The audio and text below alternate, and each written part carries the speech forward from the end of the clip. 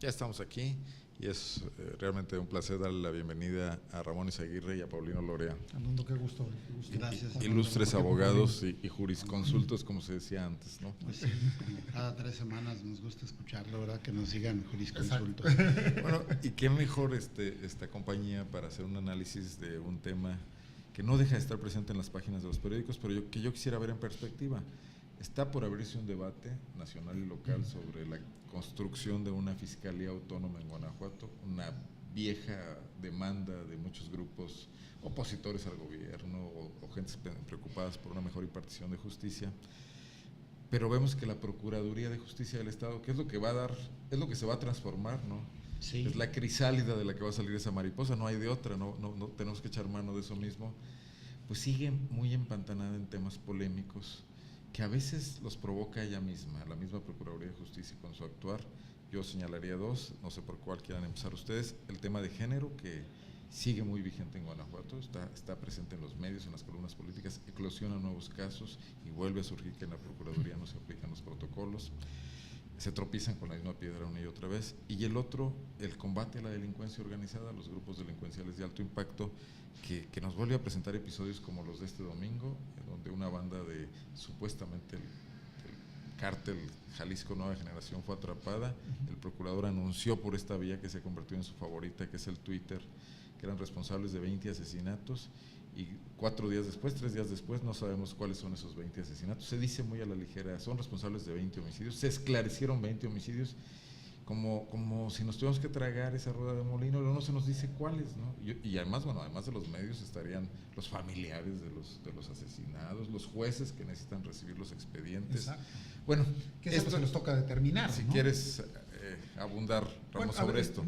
Empezaría por el tema de género, Arnoldo, porque yéndonos un poco para atrás, y cuando llegamos a analizar el caso Lucero en esta misma mesa, una de las preocupaciones más grandes que llegamos a comentar es que el caso Lucero no causara el impacto como para evitar que volvieran a suceder este tipo de cosas, que no fuera el aprendizaje necesario de la autoridad para que sucediera. Yo me mostré, recuerdo, bastante escéptico en que esto pasara, y por lo que se ve, tristemente la autoridad ha corregido algunas cosas, pero no ha corregido de fondo. Los protocolos de atención son confidenciales, no son públicos, y creo que tendrían que serlo para incluso las eventuales víctimas supieran cómo deben ser atendidas. Te hago una pequeña precisión. Se los entregaron ya a los diputados, finalmente. Los comentó ayer, y es muy oportuna tu observación, la diputada Erika Arroyo, diciendo que eran muy declarativos. Ajá. Y que no les veía una utilidad práctica. No los conocemos, el público en general, los conocen ellos. Exacto, los diputados. Es que aquí el punto es que puede haber un protocolo de género, porque puede estar en el escritorio de alguien y no ha permeado a los diferentes funcionarios, que es lo que parece que está ocurriendo. Y entonces, cuando una víctima, como ha pasado en el caso de estas chicas estudiantes de secundaria, llegan ante el Ministerio Público, son revictimizadas, como lo ha documentado ampliamente la prensa. ¿De qué sirve tener los protocolos de género si se van a exponer a esta serie de situaciones? ¿De qué sirve haber vivido el caso Lucero tan duramente vivido si pues siguen ocurriendo este tipo de situaciones? Tal parece que no hay el aprendizaje debido, y me preocupa incluso en términos en donde, bueno, Paulino es un experto en términos del debido proceso, Paulino, de cómo se vulnera el debido proceso, no solo a la víctima, sino inclusive al propio victimario, en razón a los otros asuntos que planteabas, Arnoldo.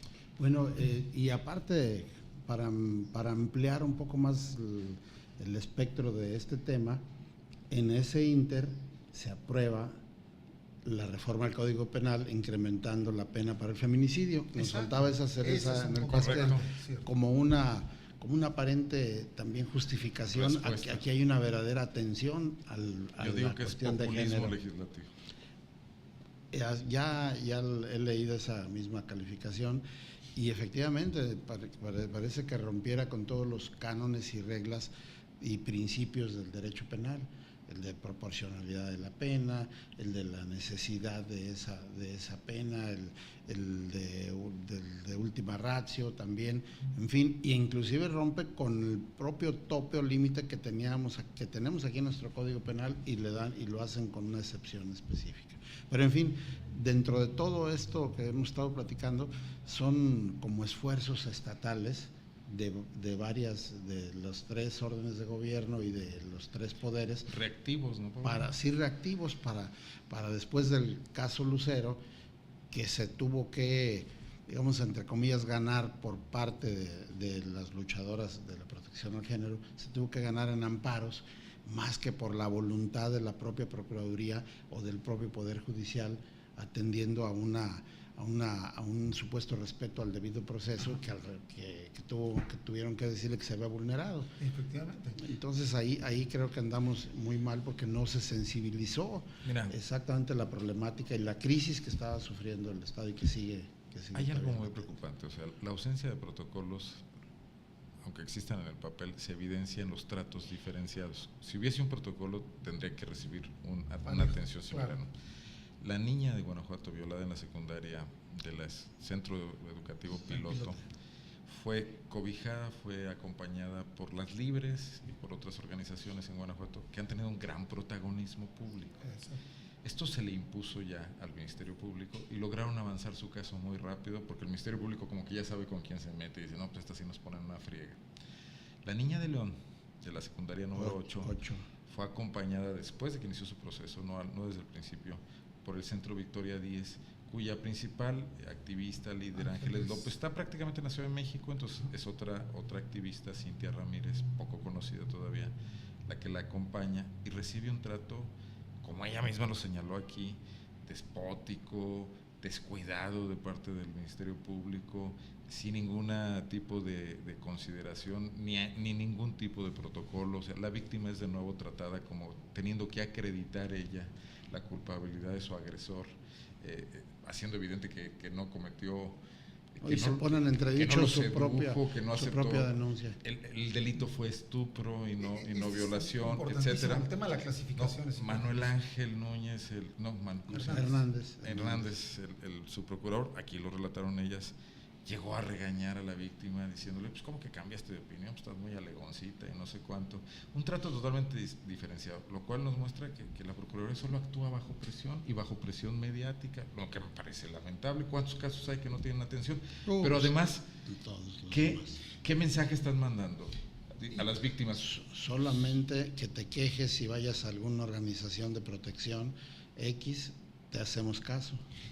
Yo iría incluso más allá. En el caso Lucero, la recategorización de delitos se logró a partir del amparo que presenta esta clínica del CIDE, no a partir de las N peticiones que hizo Lucero, que hizo incluso las Libres, sino a partir de una defensa jurídica sin precedente. Tal parece que, insisto, no hay este aprendizaje. Ahora para reclasificar, o sea, la Procuraduría vuelve a clasificar de una manera muy simplista y si no estás de acuerdo con ello, bueno, pues entonces hay que recorrer un peligro terrible como víctima para lograr que te reclasifiquen acorde al delito del que se siente agredida la víctima. A mí me parece lamentable porque entonces el Ministerio Público pues no está jugando un papel de defensora, de tutela hacia la víctima. Ahora en ese tipo de juicios orales en un nuevo procedimiento penal acusatorio, los jueces tienen la facultad de retirar al abogado defensor que demuestre, que quede pues plasmada ahí cierta incapacidad o ignorancia o digamos poco experto en la materia y lo retira de una manera muy tajante, pero digamos que no lo afecte en su reputación y nombra un defensor público. Aquí me parece que fue notoria las torpezas del licenciado Corona en defender al señor Jasso cuando hizo aquellas argumentaciones en relación con la reputación, el pasado de la víctima y todo, y la juez nada más lo conminó a que no hiciera esas alusiones. Ahí puede haber dicho, oiga, pues usted no está experto en derecho. Y vuelve a ocurrir, y ahora, por lo que narra Arnoldo, en el propio seno del Ministerio Público, ¿no? Este tipo de lo hubiera señalamientos retirado. es muy grave, ¿no? Yo creo que a mí una de las cosas que me preocupa mucho es que tal parece que la autoridad no aprendió del caso Lucero, y esto es gravísimo. No obstante haber pedido disculpas y haber hecho ese numerito público. Y que es un compendio de errores Claro. que fueron corregidos con base en ese amparo, y era como dices tú, era una buena experiencia de aprendizaje. Sí.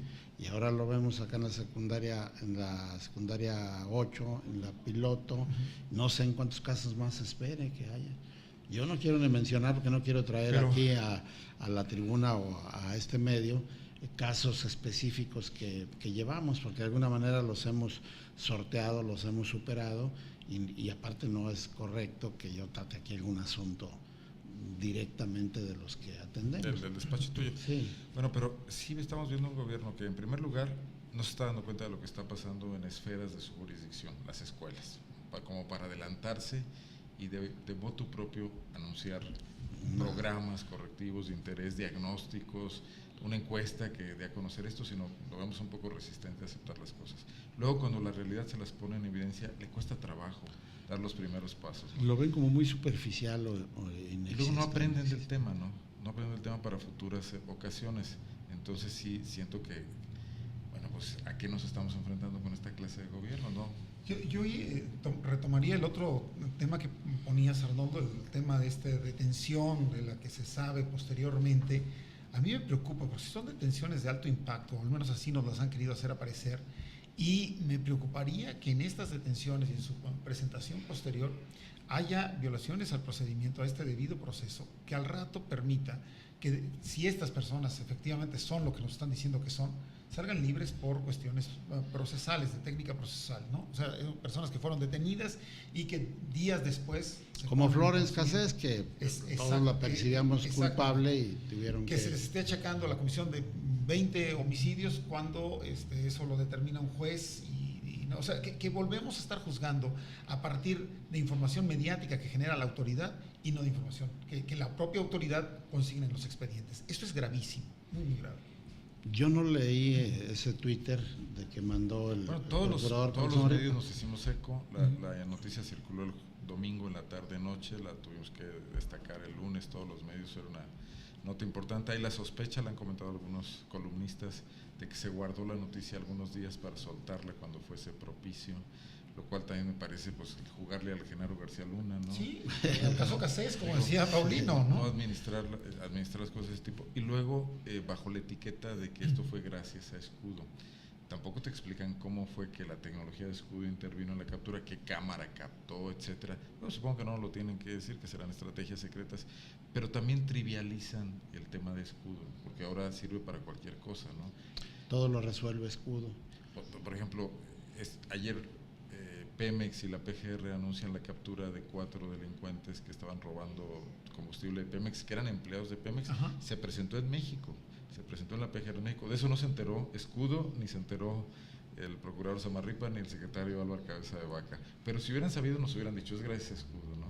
Claro. Entonces, no está funcionando. Digo, O por lo menos no hay una diferencia tangible. no está funcionando la política de comunicaciones, a lo que me refiero, porque estás haciendo que descreas, ¿no? Claro, o sea, ¿qué diferencia ha marcado Escudo? No lo podemos evaluar cuando todo es gracias a Escudo, ¿no? La redacción de los boletines del gobierno del Estado, nada más, ¿no? Pero ahora la noticia de este grupo delincuencial, que sí es muy importante y muy grave su actuación o su operación aquí en la ciudad y en otras partes del Estado, sí efectivamente fue un buen golpe producto de una investigación de tiempo y todo que creo que realizó la Procuraduría bien, pues sí nos sirve a todos y nos congratulamos los ciudadanos de que haya sido así. Ahora la información que se ve, la comunicación, son detalles que deben también ellos de cuidar para tener credibilidad. Yo en lo personal sí los felicité y a quien tuve oportunidad de que conozco en la Procuraduría y que intervinieron en ello por esta gran actuación. Pero creo que también la investigación no debe de quedar ahí o pararse ahí o detenerse en ello. Me parece que en algunos de los homicidios que ahí relacionaron, yo leí 10, no los 20 que decían, pero 10 sí los relataban, pero me parece que ahí 3, por no decir nada más 2, pero creo que hasta 3, sería bueno que se investigara y se llegara hasta cierta omisión de la vigilancia. Todavía no había escudo cuando sucedieron esos ¿Me crímenes. dejan ir a una breve pausa? Continuamos contigo Sí, con este con mismo todo tema en gusto, cuanto sí. regresemos. Sí, por supuesto. Creo que hay más responsables. Vamos a hacer nada más unos segundos de pausa y regresamos.